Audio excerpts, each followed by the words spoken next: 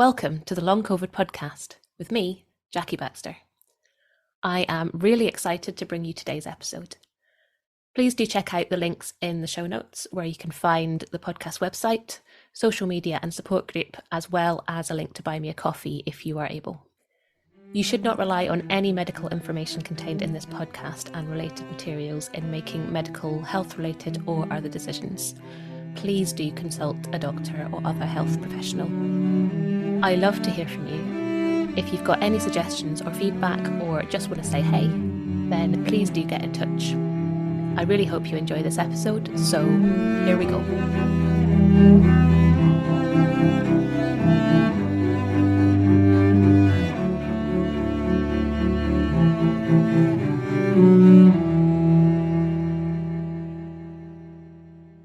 Welcome to this episode of the podcast. I'm really excited to have Rachel with me today, who is a long COVID recoverer, if that's a word.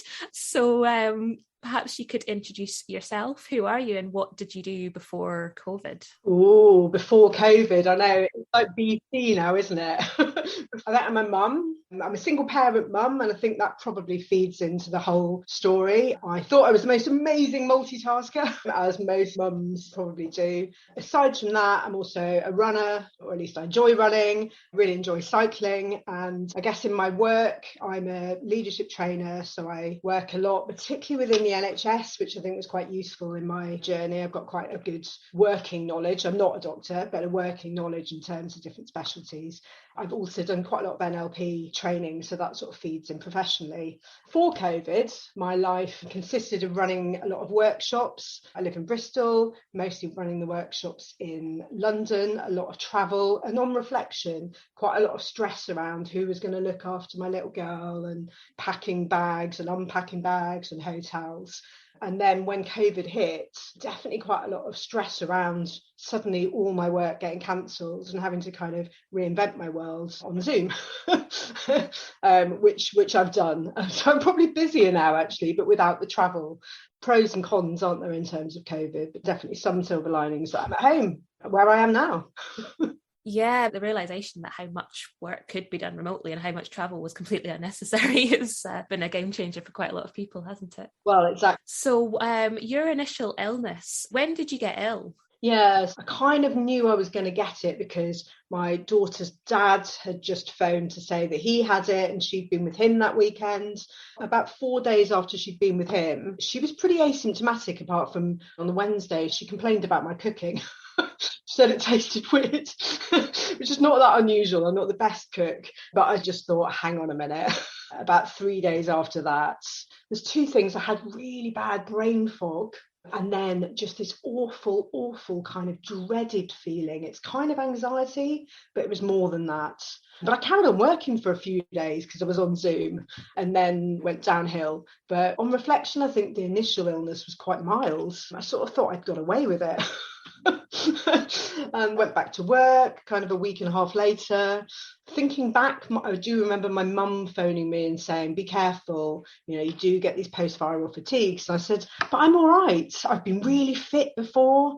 I was marathon training. And so I just thought that I fought it off, went back to running. It was Christmas time. I got out, went back to normal, really. And then about a week and a half of kind of normal, I just realised I was sleeping for 12 hours and I just kind of crashed. And I don't even know how to describe that crash now, but I just couldn't think straight. I didn't know what I was doing. I just hit a wall. I just could barely function. And somehow I actually carried on working. I don't know how I did it, and crawling into bed in between. And then I'd feel all right. I've met a lot of people that have typical crash and then you feel all right for a few days. And then you get back up on the horse and normal and then crash. And that went on for a couple of months. And each time the kind of bit where you felt all right got less and it felt more severe every time. And then I think at one point I realised, I was diarising all of this, I realised that it wasn't even boom and bust, it was just bust. And I think at that point I just had no choice but to stop. Yeah, I mean, I think there's obviously a million theories about it, isn't there? But a lot of people, similar story, relatively mild illness, thought they were fine, were fit and healthy beforehand, and tried to go back to their normal life, because why wouldn't you? You know, you were told that you're going to be ill for a week or so and then you're going to be okay, unless you were really old. And then months or weeks or whatever down the line, then the long COVID would then hit. I mean, what I always wonder is, had I rested more at the start, would the long COVID not have happened? And there's no point going down that road, is there? No, I mean, hindsight, I think, is useful only in terms of going forward and thinking about what do I not do the next time once I'm well. But in terms of going backwards, you don't absolutely know, although I've got some theories, certainly for me, what helped, what didn't. So you hit this crash where you were almost forced to stop and think, right, okay, maybe I need to take a step back here. What happened at that point? So, I mean, I think I worked out that exercising wasn't a particularly great thing to do. So I stopped exercising, got better a bit, but still continued working. And then I cancelled work. And it was quite funny because I cancelled work for a couple of weeks initially. And as soon as I cancelled, I was like, oh, isn't that funny? I feel a bit better. And then as it got closer to the work again, I'd feel worse. And I thought, why is this happening? And actually what I worked out was that was the beginning of the pattern. And it just was like every time I had work coming up, I would crash. And every time I cancelled work, I'd feel better. And I think that's when I realised that it wasn't just about physical stress. There was an emotional, cognitive worry about performance, worry about health that was also kind of feeding in. It was definitely neuro as well. There was some shortness of breath, but it was like pins and needles. My back would burn, but not all the time. My throat, my ribs. I mean, at one point I went grey. I looked at myself in the mirror kind of end of February and I was just grey. And I think once I made the decision to actually stop, I cancelled all work for 6 weeks, which I've never done. And I think at that point, I've never slept so much for a week or two. And I think the greyness started to then go. But I still, COVID toes, my digestion was weird. Like looking back, I had to actually write some things down because you sort of forget, because the symptoms kept changing and varying and new ones would come along and then you'd get rid of other ones and then other ones would reappear, which I think is the nature of it. And actually was the thing that has driven my reasons as to what I think it's all about as well.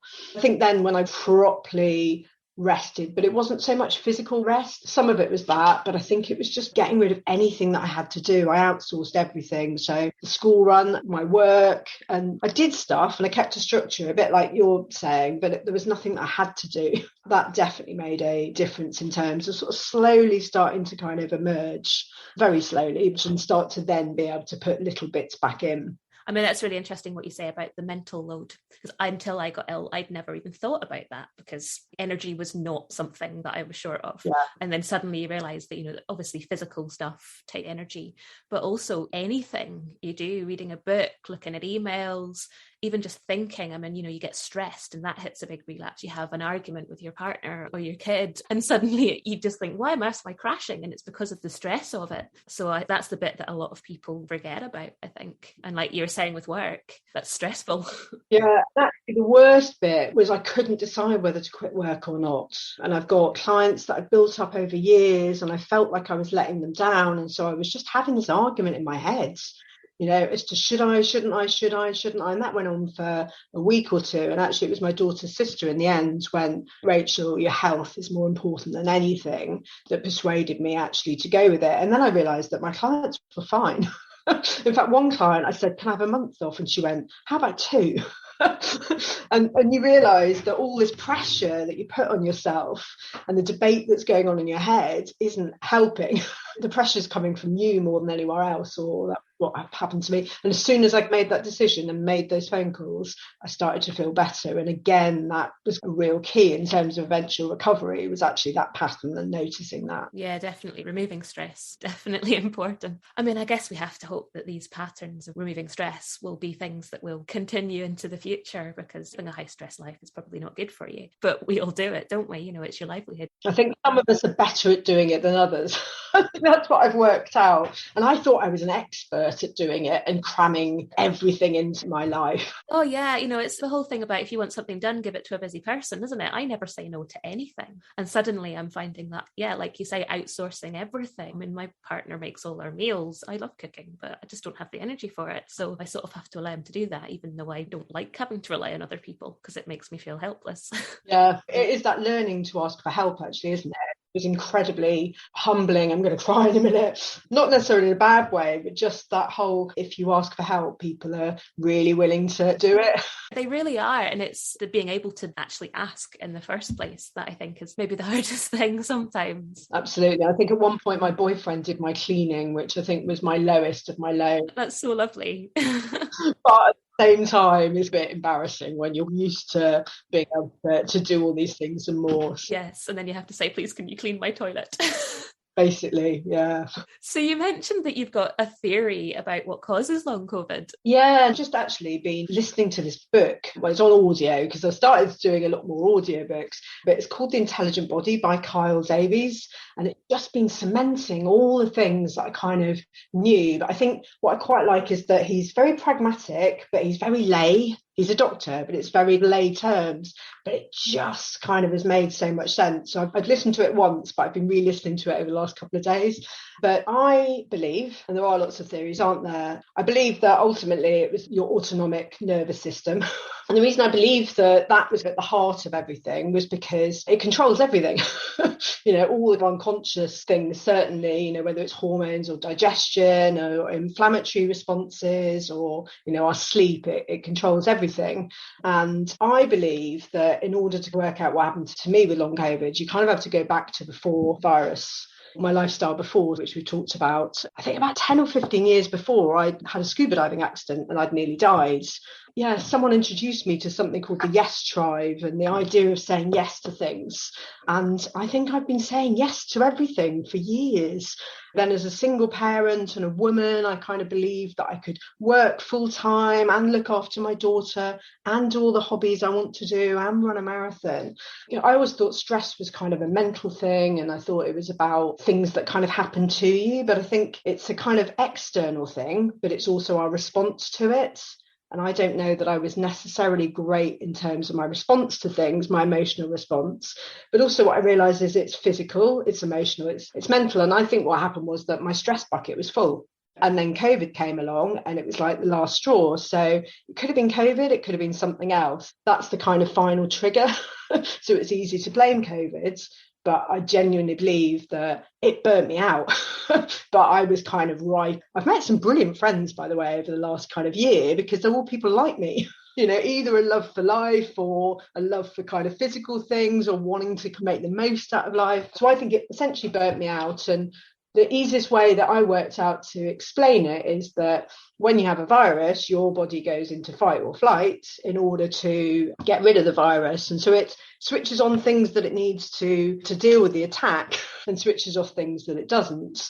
And then when you come out of the virus, and that's why you get all the flu-like symptoms and everything, I think in long COVID, it doesn't really switch off. You've already got a full bucket and it doesn't take much to then switch it back on. And your body's not designed for that.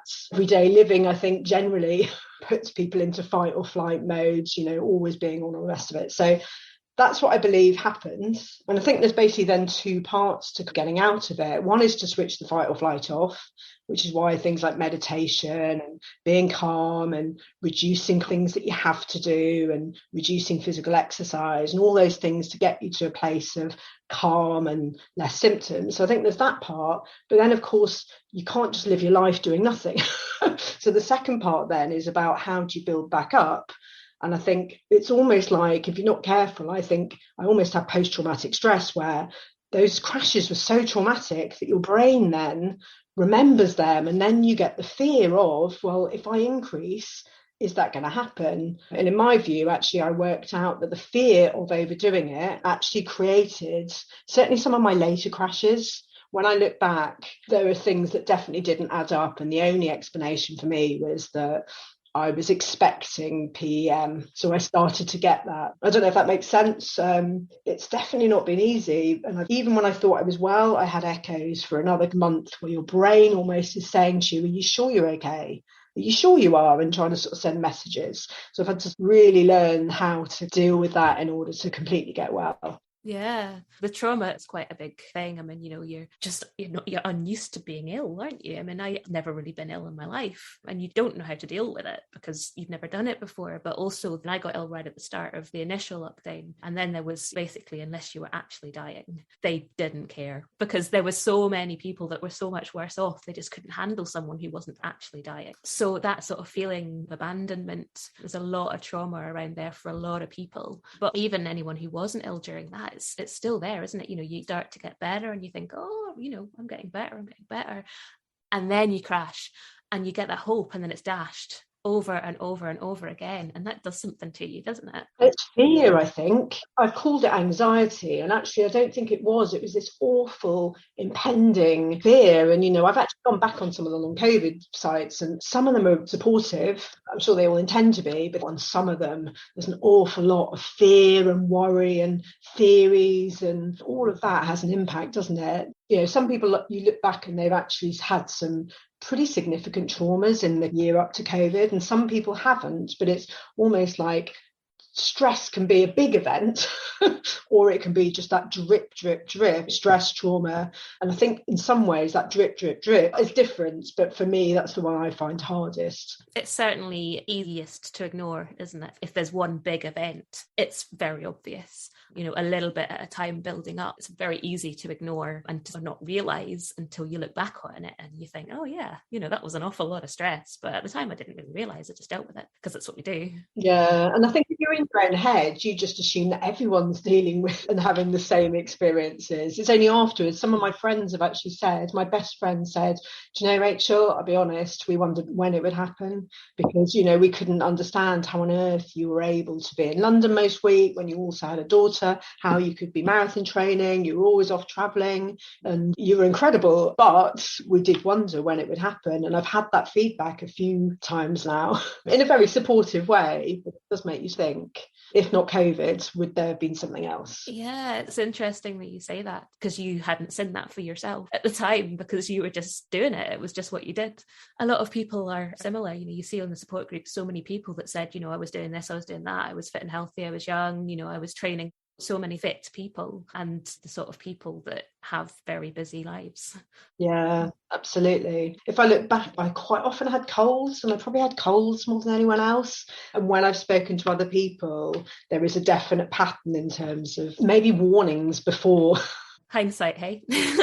Oh, exactly. It's interesting. So I work within the NHS across all specialties, and I had this doctor, and he was talking about chronic pain and how, for example, if you break an ankle, even when it's healed, quite often people still have pain.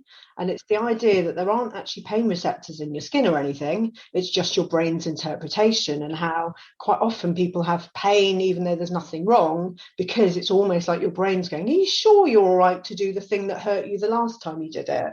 And I thought that was quite interesting, and it almost made me understand it more than some of the fatigue symptoms.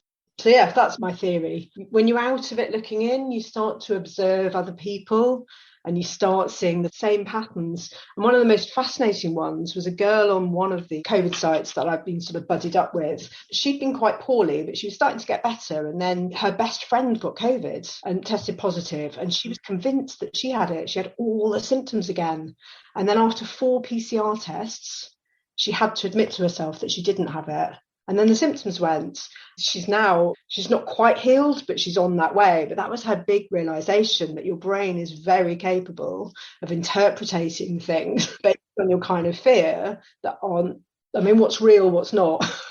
It's all interpretation. And it's like those fears are totally justified, but yeah, they can definitely send things a bit out of whack as well, maybe. And it's definitely realizing that it's real as well, because your brain produces this kind of fight or flight response, but it's definitely real. My toe kind of swelled up and went purple.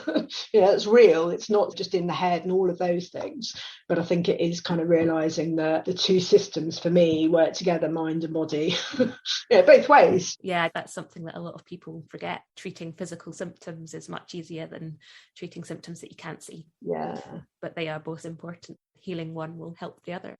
So you say you are now recovered fully. When did you realise you were better? And do you still worry that you're going to relapse, or have you managed to get away from that worry? Yeah, so I've actually got some dates. On May the 9th, I think that was a weekend, on the Friday, I booked the lightning process, and I thought about it for a couple of months. I must have decided at that point that I was going to be well, because I booked a very, very busy week at work the following week and the week after. So I almost couldn't afford not to be. So I think something must have flicked in my head where I finally realised that I probably was well, but I couldn't work out quite how to stop the worry or stop the unconscious generating symptoms when I increased exercise. So did this training course, and I think on the first morning I decided that I was well, and I tested it out, and I went for a bike ride and had awful anxiety, but kind of managed to talk myself down somehow and finished the training course. And the coach, I've spoken to her several times since, said actually I stopped listening, because I was just like, yep, I get it now, I get it, I'm well. And then that week I went and did a 5k run. I rode my bike for 20 miles. My parents, who I hadn't seen for a year and a half, came down and stayed, and my mum had been the most amazing support all the way through my illness. And I remember saying to my boyfriend, I just feel overwhelmed. I just feel this overwhelm. And then a couple of hours later, I just suddenly felt this appalling fatigue and then this fear. And I was like, oh no, it's happening again. I've got it wrong. I think I slept that day. And then the following week I worked. But every day I was feeling a bit more tired, and I rang the coach and just went, it's not worked. We've got it wrong. I've got it wrong. And she went, ooh, where are those beliefs going? And I think I've done enough training anyway to go, yeah, okay, I'm starting to worry. And a couple of friends went, we can see it in your body language that you're worrying. And I was like, I don't feel like I'm worrying. I just feel fatigued. And I think I listened to a couple of podcasts about mind body, and I went, she's right, it's exactly what it is. And so I had a few of those, I call them echoes, and it's almost like your nervous system's still a bit sensitive. So one of the parents at school said something that triggered me, and I sort of noticed those familiar things. Then I got a cold actually, and that freaked me right out because it was the familiar fatigue, and I was so relieved when it was a cold. And then I went camping one weekend, and then on May the 31st, which I think was a Sunday, I woke up and I just thought, I'm better. And I haven't really looked back. I went for a run that day. And I think speaking to a lot of people that get healed, I call it wobbles or echoes. There's a little bit of that where your brain maybe is kind of going, are you sure? Are you really sure? Now I don't look back. I'm not expecting any crashes. I feel like I know the illness and myself well enough that that's okay. That said, I've got a cold at the moment. And I've felt a bit stressed over the last couple of weeks because life's built up. Everyone's busy. I've said yes to things. I'm now at home more, so I can say yes to more. And it is that kind of being careful with yourself that you don't basically go back to those same habits.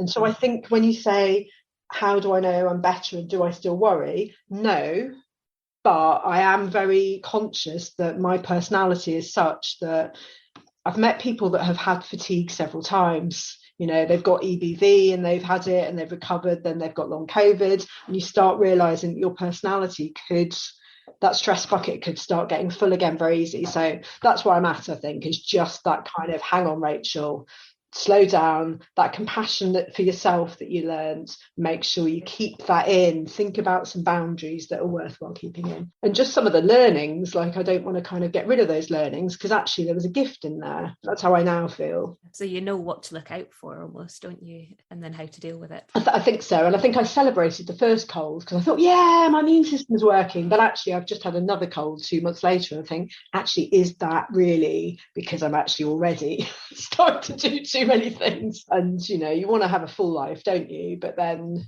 you want it to be quality. And so reining back, I think, is my message to myself. Yeah, it's a balancing act, isn't it? It's great that, despite the horrible experience of it, that you've been able to take something positive from it. We'll be right back. I'm interrupting myself for a second to tell you about long COVID breathing. The fabulous Vicky Jones and I have teamed up to bring you long COVID breathing. We are both passionate about sharing our expertise and experience of the breath and how incredibly helpful that can be with long COVID. We've worked together to develop a course that is specifically tailored to those with long COVID. It's a 6-week course with 12 sessions, all delivered online. The community feel and learning that we're all sharing is such a joy.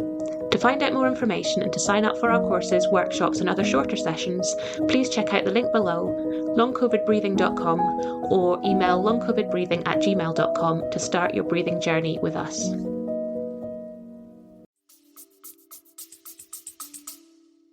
Yeah, I listened to, I can't think what it was now, but they were talking about COVID or chronic fatigue or ME or any of those family of illnesses. People talk about it being a gift. In February, I was just like, what are you on about? How is this a gift?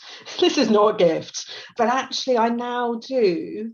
It was horrendous, but I do look back at some of it. Like I sat in my garden in March and April in my hot tub doing nothing apart from reading and listening. And actually there's bits that I kind of look back fondly and realise that perhaps in amongst all of that, there was a gift. That's maybe easier to see the positive once you have recovered. I think when you're maybe still in the depths of it, it's I certainly find it's very hard to see any positives. Even though at the time you think, well, that was a nice meal, you see much more of the negatives, I think. 100%. And actually, if someone had said that to me and I'd have been close to them, I'd probably that doesn't take away from the horrendousness, because I don't want to go back there. 100% don't want to go back. But there were some things that I want to carry on with my life that I learned through that. Yeah, on your blog, which is fantastic, by the way, and I will put a link to that in the show notes for anybody that wants to go and read that. But there's quite a lot of things that you talk about that have helped you. So it might be useful to just talk through some of them, just in case some of them are useful for other people. So I think, one of the big things that you mentioned was diet and hydration, benefits of healthy, balanced diet. And you mentioned that you thought elimination diets weren't such a good idea for you, certainly. I know other people have different theories about why they are or aren't. And obviously one treatment doesn't work for everybody. But what were your thoughts on that? And I have to say, I'm not a doctor, I'm not pertaining to know anyone else. And so it very much is an opinion that I've formed, rightly or wrongly, just based on kind of observation and doing a bit of reading afterwards. And I think what was interesting is that the first person I met that had long COVID, and I met her through a friend of a friend's, she'd gone down the low histamine diet. And she was really insistent that that was the way forwards, to the point where, without any kind of other medical advice or anything else, I actually did try it for a week. And I think I just got very confused. I couldn't work out. Some things said that they were low, some weren't. And also I'm a vegetarian and I love tomatoes and avocado and spinach. And so it was almost by accident that I didn't go down that route, I think. But now that I'm out of it and looking back, I genuinely think that elimination diets are supposed to be for a very short time in order to work out if there's a particular food that's a problem. And what I end up seeing on some of the groups is that people kind of cut out all sorts of things. So you're cutting out whole food groups. The issues don't necessarily go away. So then they look for other reasons as to why it might be and cut out other foods. And before you know it, I've seen people that are just very ill that can hardly eat anything. And then when people are trying to reintroduce things, because there's also this kind of expectation and this worry, and is this the thing that could have caused it? People then struggle to reintroduce. And so I think just for me, I took the decision that actually just a rainbow diet was probably the best thing for me. And I'm glad that I did that. And water, there's a lot of thing about hydration. And I certainly think that that's probably underrated in terms of how important that is. And I think the other thing is it's thinking about what's the cause, what's the effect. And so if all you do is treat the effect, i.e. the food things, it might have an impact on your gastro issues. But if you're still firing these stress responses, if you're still living in fear, if you haven't kind of grasped the idea that also it's about getting into rest and repair and calming everything down, then are you actually kind of solving the problem, or is it more of a kind of bandage? different things for different people. Some people swear by it. Who knows? If something helps, something helps. Well, yes, exactly. Yeah. I mean, I guess the key there is don't do anything too drastic without consulting someone who knows. There are a lot of people that talk about the low histamine diet, especially people with a lot of the gastro sort of issues. And they say that it does help. And if that does, that's awesome. But yeah, I think everybody just trying it because it works for some people is, like you say, maybe be not helpful. There's someone that I really like that I've seen interviewed, and he's called Dr. Boom Lin. And he specifically was talking about POTS, which I didn't have. But he says, try it for a couple of weeks if you want to. There's no harm in trying these things, but try it for a couple of weeks and then really assess. I've seen people so upset because they can't eat anything and trying to introduce, and you do sort of wonder, have you created as many issues as you tried to solve? Has it really worked? Was it the best thing? And the answer is I don't know, because I'm not those people. I'm glad I didn't do it. So yeah, the next one, breathing. I mean, this has been a huge game changer for me. I wish I'd known that my breathing was rubbish like a year and a half ago because it might have helped more things sooner. But you've mentioned that it helped you a lot. And why do we not know about it? I mean, like, this thing should be shouted from the rooftops. I know. It's mad, isn't it? When I saw the breathing physio, so I saw someone on Zoom, and I genuinely didn't think that I had a breathing issue. I was a bit short of breath, but I was only doing it to rule stuff out, actually, because I was on a mission to get better. I'd made a decision. And so I was trying everything that anyone mentioned just in case. And when I met her online, she said, "Oh, you look fine." I had a bit of a suntan because I'd sat outside. And then she counted my breaths. And she said, "Are you a mouth breather? Are you a nose breather?" I said, "I think nose." And I saw myself sneak a breath through my mouth. I had no idea. And I think maybe that's it. People don't necessarily know. COVID is assumed to be just a respiratory disease. So when you didn't have the cough, tests don't reveal anything lung damage. I don't know. You don't put two and two together. And I was asking my partner last night, what is it about the breathing thing? And he said, you know what? We live in a society. You go to the doctor and you expect some medication. We expect a cure. And he said, if I went to the doctor and he said, "You've got dysfunctional breathing," he said, "I think I'd be complaining." And I think that's it. We kind of live in a society where we think A causes B. So if you take C, and I think it's so simple because it's automatic. You just assume you're breathing. And I don't know, and I'm never going to know whether my breathing was dysfunctional before and whether that meant that I was more likely to get long COVID, or whether COVID and the fear and the illness create, you don't know which came first. There's so many people on these long COVID sites that talk about shortness of breath and worrying about, is it lung damage? And I'm convinced for most people, it's dysfunctional breathing. Yeah, we want a magic pill, don't we? Because then you don't have to make any effort. Have you ever read Breathe by a journalist called James Nestor? And it's fascinating, but he talks about post-traumatic stress disorder, people coming back from war, and quite often they have dysfunctional breathing.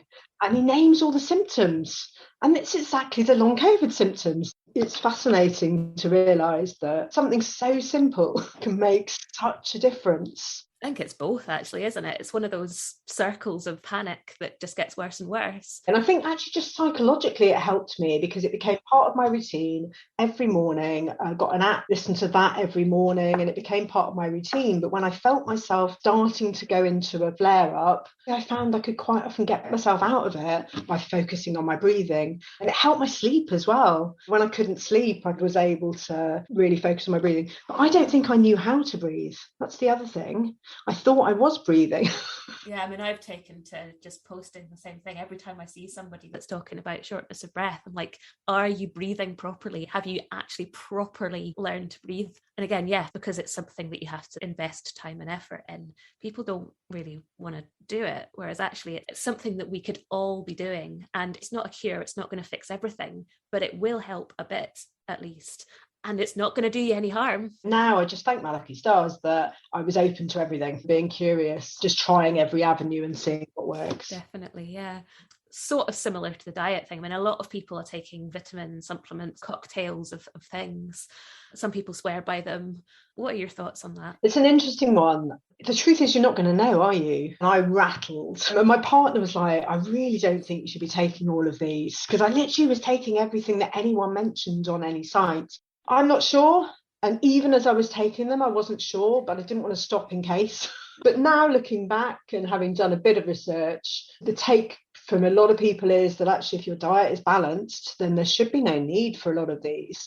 And then it's also questioning, which ones are absorbed. So I still now take a vitamin D, B12, a probiotic, and some magnesium, and I take that in one tablet now, and everything else I've stopped. And at the time I thought, well, do no harm, it doesn't matter and it might help. But actually since then, like someone said, actually you shouldn't be taking zinc, for instance, for extended periods. So I don't know. That's it, isn't it? You're never going to know. You take these things in the belief that it might do something. My guess is it may not have done, because my diet was pretty good. You just don't know, do you? And you start taking something, vitamin D, and you have a good week. Is it because you took vitamin D, or is it just because you had a good week? And you're just never going to know that. So, yeah, I mean, I've not really taken much, because I thought, well, my blood test came back normal, my diet's not bad, so surely that's more important. And then people start swearing by something else, and you sort of think, well, and like you don't know. But I've been a bit wary of thinking, well, I don't want to take stuff I don't need, because is that not going to do more harm than good? And having no medical knowledge of my own, other than what I've read on support groups and Google, it doesn't seem like a particularly good source of information, really. You never know, do you? Absolutely. I've stopped suggesting to people. I've got a lot of people that have wanted to buddy up with me or message me, just strangers from all over the world. And I've stopped suggesting that. Let's put it that way. It's not on my list of things to recommend. We'll be right back. Hey there, I'm just jumping in for a second to see if you're enjoying this episode. If you're finding it useful, maybe you would consider sharing it somewhere, a friend, a group, or even on your Twitter feed. If everyone was able to share just once, we'd be able to get this information out to even more people who really, really need it. So please consider sharing somewhere if you possibly can. I hope you enjoy the episode, and thank you so much.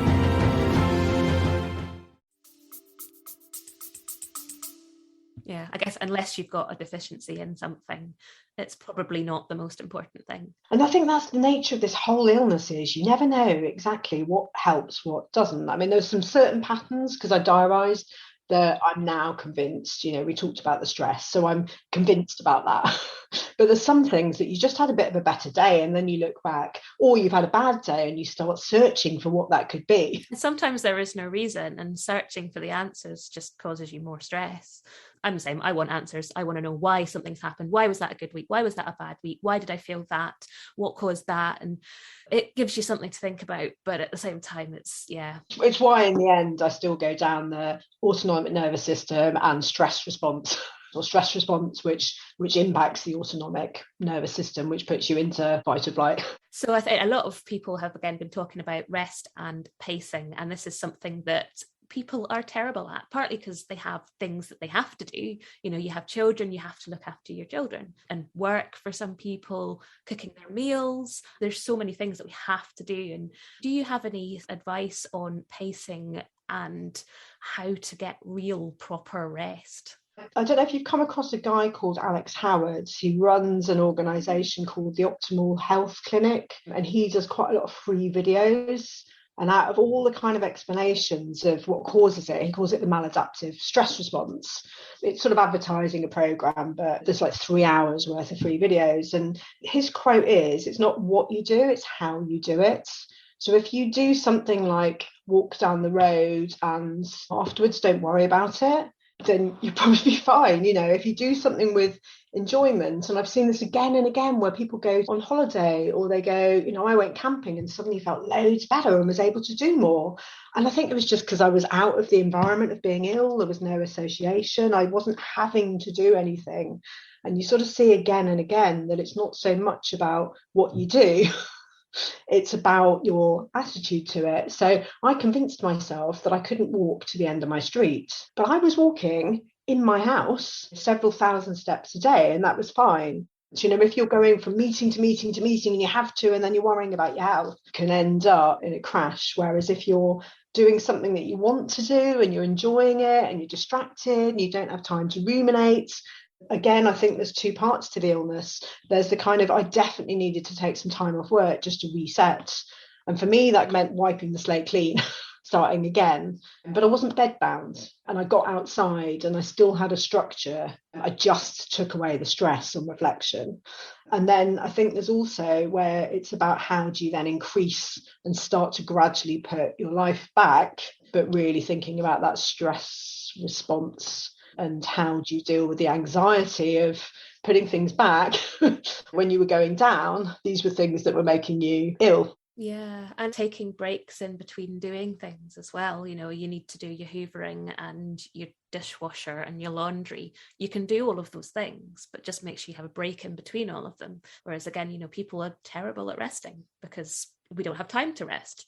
But actually, if you take the time to rest, you can actually do more. Yeah, I think it's maybe the cognitive rest. Yes, yeah, the real proper rest. Yeah. It's a balancing act, isn't it? Because we also are very, very bad at doing too much. So I also, it's interesting, when I was at my absolute worst, it was right in the middle of the pandemic, and I phoned my parents and said, I just need to be looked after for a while.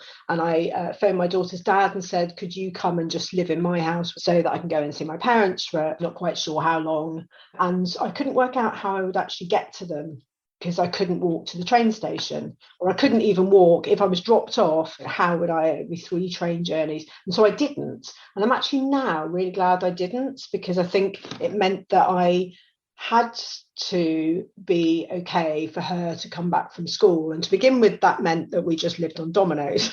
But then gradually I could start to see that I was getting a bit better, because I was able, if I chilled out all day and de-stressed all day, I was able then to start to kind of look after her, and almost having a little bit of something that I needed to do, I think probably meant that my baseline remained a bit higher than it would have done if I'd have completely just disappeared to bed.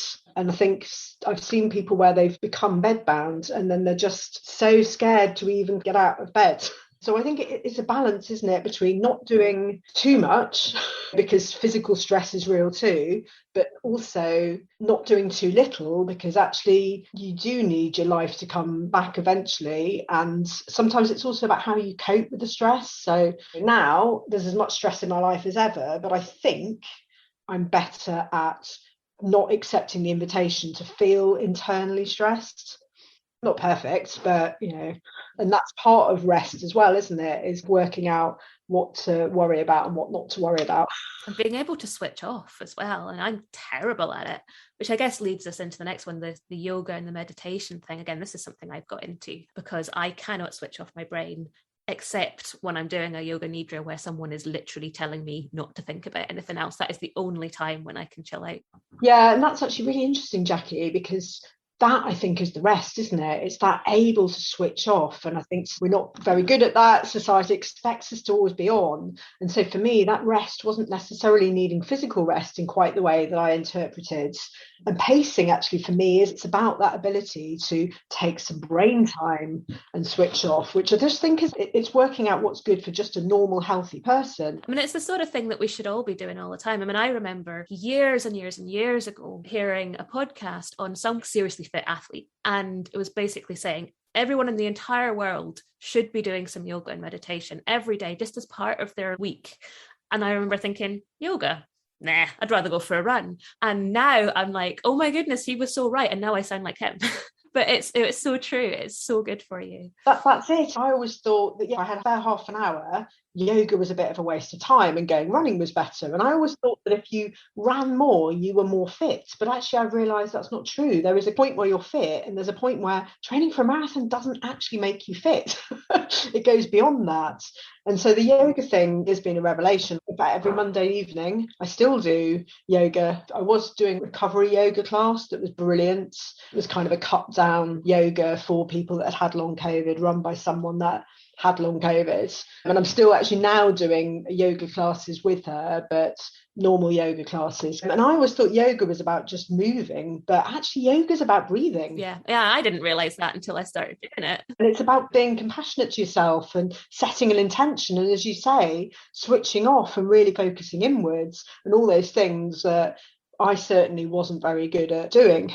hopefully that's a pattern that I can continue. I never thought I would be one of those people that had a yoga membership and did yoga every day. And now I am. We said earlier, it's hard to see the silver linings, but actually that is probably something I would like to keep doing. I was notorious at not cooling down or warming up. Just go for a run and come back and do something else. So the yoga actually is just a really good thing in terms of flexibility and muscle groups and stretching and all of those things. I think as you kind of get older, is a really good thing to keep doing. I mean, I found the yoga and the meditation has helped me with the sleeping problems. I mean, you mentioned insomnia. A lot of other people mentioned that too. And I don't know, for me, it tends to go in waves. I get a horrible week and then I'm back to normal, but it's so disruptive to any recovery, isn't it?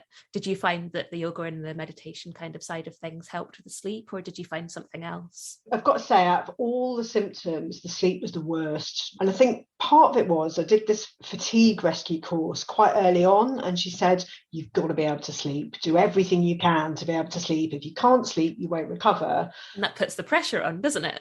And then you can't sleep, and then it becomes a thing, and then you convince yourself you'll never recover unless you sleep. And then you're into this vicious cycle.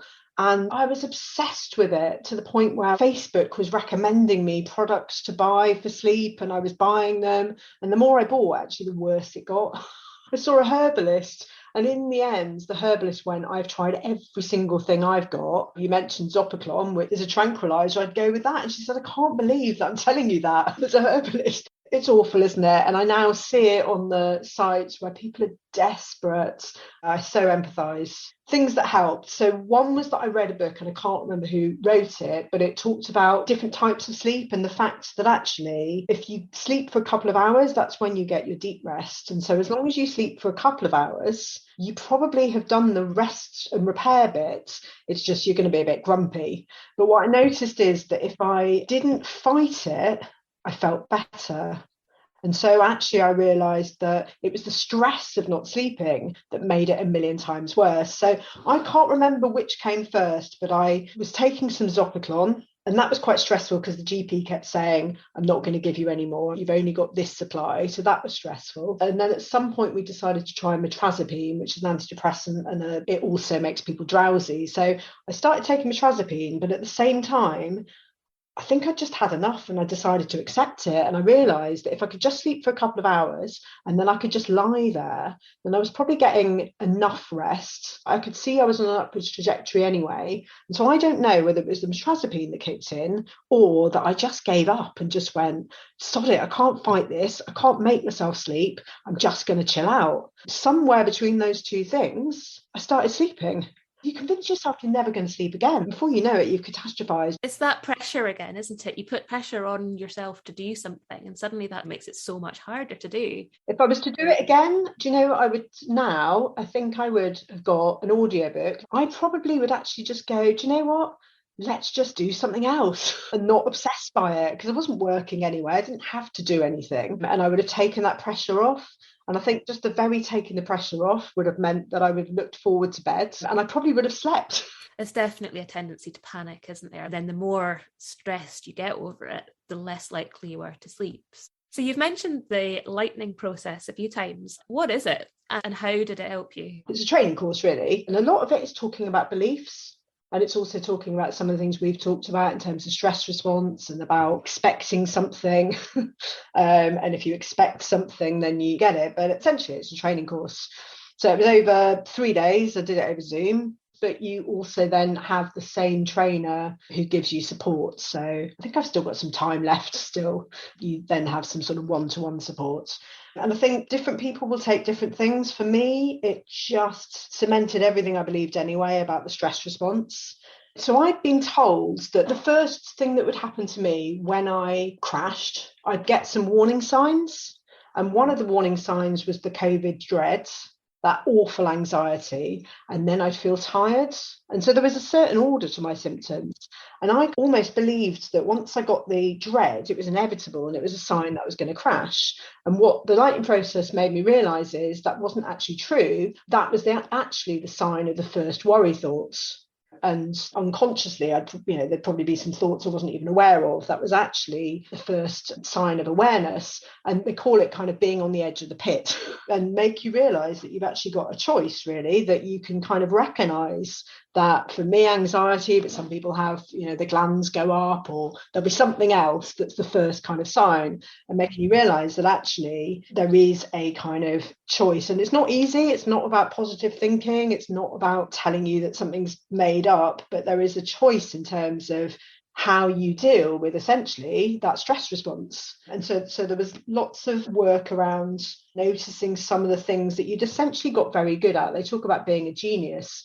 And I realised I'd become a genius at anxiety. I'd become a genius at worry. I'd become a genius at getting overwhelmed. I'd become a genius at being very sensitive if someone said something. So they make you just realise some of the patterns in the thoughts and some of the patterns in the behaviour. So that was definitely a big part that actually I still am kind of using now, that I think even if you're healthy, there's some things that you could learn. And so I think there was that. And also what I realised is, certainly at the stage that I was at, where I was on this upwards trajectory, I'd got rid of some of my symptoms, I'd started to reintroduce things. That pacing narrative was no longer useful for me, because actually what was happening is the fear of overdoing it was causing me to crash. And the absolute belief, there was one point where I walked a mile, but I by mistake walked 1.1 miles, and I started to kind of dip. What the coach said that was the absolute light bulb moment, she said, you have enough energy. It's just that you've got a leaking bucket. And what's happening is that stress is firing again and again and again. You don't even necessarily realise it, but other people will see it, which is what had been happening. My boyfriend could see it before I could. You're then putting yourself in fight or flight. You might not even know it, but that's what's happening. And I realised that the energy narrative for me now doesn't 100% fit. I think you do run out of energy, but you run out of energy because you believe that you've done too much, and inadvertently you're then firing it. That for me was just this light bulb moment. Yeah, my fundamental beliefs at that point changed. I got on my bike, got my heart rate up to 150. 36 hours later, awful COVID dreads, but I knew what it was. I felt like I had to face it and go through it. And once you go through it and you don't crash, and honestly, I was round the kitchen talking to myself in different ways. Yeah, once you go through it, you realise actually you can control some of this stuff. I don't know, was I just ready for the lightning process? What was it, maybe that if you'd done it 2 months earlier, it might not have had such a good impact? I don't know. So I asked the trainer that, and she said, you do it when you're ready. And for me, I had done a lot of NLP training anyway. I'd listened to an awful lot of mind-body stuff. There's a great podcast called The Cure for Chronic Pain by Nicole Sachs, and I got really into that. And so I think I was already primed that I knew that was the answer. And so that helped. Whereas if you're kind of going into it going, no, I don't agree with this, I think you have to be psychologically open to the fact that that is what's going on for you. Who knows? I did it. Oh, that's awesome. So looking back, is there anything that you'd have done differently with the advantage of hindsight? That's a really impossible question, I know. I probably wouldn't have drunk as much champagne at Christmas. So I don't know whether that made a difference. I probably wouldn't have gone out the week I got out of isolation and done a couple of 10Ks. I probably wouldn't have gone on a mission to lose the weight that I put on during COVID in quite the way that I did. Do you know what? I'd have listened more. So my mum warned me about post-viral fatigue. And to be honest, I poo-pooed it and went, don't, that's just typical mum. My partner told me to rest, and I poo-pooed him as well. My partner on a couple of occasions, and I think you've got to be really careful, because he did say, I think it's worry. I think there's some anxiety. And I was like, don't be ridiculous. What are you saying? You're saying it's all in my head? There's interpretation, isn't there? And something's said in one way and you hear it in a different way. But I think if I take anything from this, it's actually the realization that an outside perspective can sometimes be the link to the blind spots that you might have. So I think I would listen to him if he's listening, listen to him more, Google less. Some of the Facebook groups have been a godsend because they tell you about some of these things, but also there's a downside that you can convince yourself. Things that are even more sinister. Long COVID's hideous, but some even more sinister things. I think I would have thought about social media maybe and how I used that, because it can completely freak you out. That is really interesting, you said about people other than yourself having a much more accurate idea of what's going on with you. Because I'm a terrible judge, whereas my partner can sort of look at me and be like, right, you're having a good week, you're having a bad week, you need to rest more. Whereas I often don't see it until I look back on it. But because he's seeing it from not being me, he can see it in a slightly different way. So listening to others is probably a good advice. It's interesting, my daughter's dad, once I told him I was better, he said, I actually knew that it was fueled by stress. And I said, well, why didn't you say that? He said, there's no way I'm going to tell you that because you'd have accused me of all sorts. And so that's quite interesting that you see some of these narratives of people freaks out because the doctor said something or their partner said something and they felt that they weren't supportive. And I think sometimes it's turning around and realizing that maybe people are giving you feedback. No one likes feedback, you know, it's quite hard not to get defensive. But I think if you can kind of take some messages from people. I mean, my partner told me I needed to be more positive, and we've laughed about it now. At the time, I was like, what? But what he meant was, you know, mindset's going to be key. And when I reinterpreted it, he was right. Because someone telling you to be more positive when you're feeling incredibly ill and have been for months, it just makes you want to punch them, doesn't it? I mean, it's something that people say, isn't it? Oh, stay positive, you know, if they don't know what you're going through. And they mean it well, but it really doesn't help. But actually, yeah. Work on your mindset piece. You're able to then reduce the stress, sustain some of the things that you know work for you for longer, basically. If you're in fear and frustrated and worried and all of these things, they can feed into the cycle. So that mindset, definitely. And that kind of leads me in quite well to the last thing I was going to ask is, how do you deal mentally with all of this? You were a fit, healthy, very active person before this, and suddenly your life is turned upside down. Did you manage to find any joy throughout all of this? And what do you do when you're feeling really low? Yeah, I mean, honestly, there was quite a few weeks where I didn't really want to live.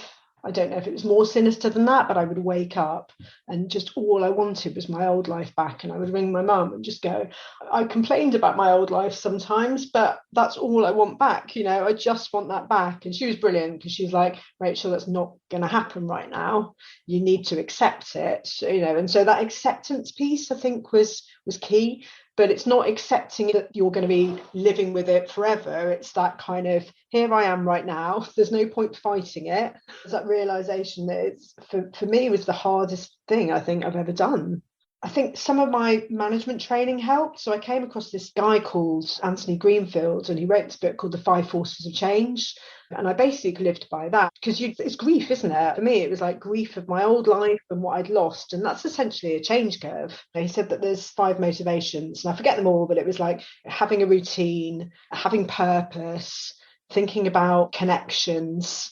Yeah. And I realized that every day I created this routine, and I think I created some purpose. I actually told myself that I was going to get better. And when I did, I was going to help other people, and that it was going to be a hell of a journey, and I was going to learn along the way. And I'm lucky because I really like reading. So I read loads, some of which was helpful, some of which was less helpful. But I kind of enjoyed that learning and that reading. And I realized when I was distracted, I started to forget about long COVID. I was just in this bubble. And there was a point where I said, I'm almost starting to enjoy this. And I don't want to be here, but it's all right. And there are some benefits. I think there was that. The connections was another piece. So I joined this yoga group, and it was every Tuesday, Wednesday, Thursday and Friday with a few weights and the different levels. And each week I could see that I was getting a little bit better. I'd do an extra rep. But mostly it was about the fact that I was showing up, and also I was connecting with other people. I think that was really key. And there was a point where I was really angry at everyone, the government, my partner, because he didn't get it, my ex. And then there's a point where I stopped being angry. That was a key turning point as well. And I think the other thing that both my mum and my boyfriend were brilliant at doing was telling me that I was going to get better and telling me I was on an upwards journey. And I started to realise that when people asked me how I was, I could say, I'm ill, I'm going to be ill for years, or I could change the narrative and force myself to say, do you know what, I'm getting better, and just stop it there. And I think that made a difference as well, just that constant kind of priming yourself as to what was good as opposed to what wasn't. Like, definitely, without a doubt, the hardest thing. Yeah, I mean, I was talking to the other day, and they said, you know, you're always moving forward. You know, if you feel like you've gone back, you're still going forward, even though it doesn't feel like it. And that is quite a hard thing to understand when you just feel like you're in the middle of a big relapse and you're never going to get out of it. Yeah, I think that's been a big learning. And I've had a few people message me and go, oh, I was doing so well and now it's all over and I'm back to square one. And it's that realization that a bit of a flare up, a bit of a dip, a bit of a relapse, that doesn't mean that you're back to square one at all. As quick as you can pop in, you can pop back out as well. But it's not linear, is it? And we expect things are linear, and it's not that simple. It's a journey, but there's often a learning somewhere attached, and viewing it in that way, I think, is really useful. Like you say, the up and downness of it makes it much harder to see any improvement anywhere or any hope for improvement as well, which again feeds into the mental side of it, doesn't it? Like the podcast that I talked about, Nicole Sachs and the cure of chronic pain, but there's one on relapse, and she talks about relapse as part of the healing. But there's a bit in there where she said fear of the relapse actually can create the relapse, so you might feel a bit bad, and then there's this whole other layer, and before you know it, you're in the pit. And I thought that was really useful to listen to. I'd recommend anyone listening to that. There's quite a few things that you've mentioned in there, and I'll try and put a link to them in the show notes if anybody wants to follow any of that up. I think the other thing is finding people that have healed. I was really lucky that a friend of a friend then introduced me to someone that had healed. And I think that was also a kind of nugget where I realised the possibility. Seeing somebody else has done it. The problem with some of the support groups is you only ever see ill people in there. The people that have recovered have left usually. So you don't see the fact that there are. So you just think, oh my goodness, this group is just filling up and up and up. It's like your bucket. You're getting more and more and more people in. And what you don't realise is that actually there are people that are recovering. You just can't see them. Yeah. Thank you so much for talking to me. It's been really, really interesting and uplifting as well. Hopefully there's something in there that can help people, even if not all of it. So thanks so much. Thank you so much to all of my guests and to you for listening. I hope you've enjoyed it, or at least found it useful. The Long COVID podcast is entirely self-produced and self-funded. I'm doing all of this myself. If you're able to, please go to buymeacoffee.com/longcovidpod to help me cover the costs of hosting the podcast. Please look out for the next episode of the Long COVID podcast. It's available on all the usual podcast hosting things. And do get in touch